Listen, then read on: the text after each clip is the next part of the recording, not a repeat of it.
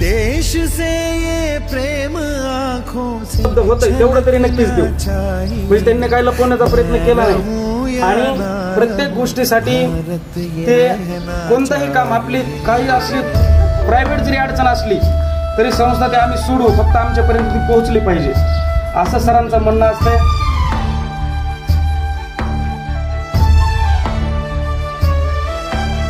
शत्रु से कह दो जरा सीमा में रहना सीख ले.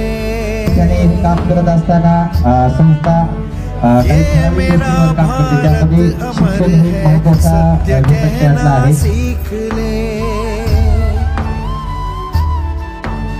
भक्ति की इस शक्ति को बढ़कर दिखाना चाहिए. मैं रहूं या ना रहूं भारत ये रहना चाहिए.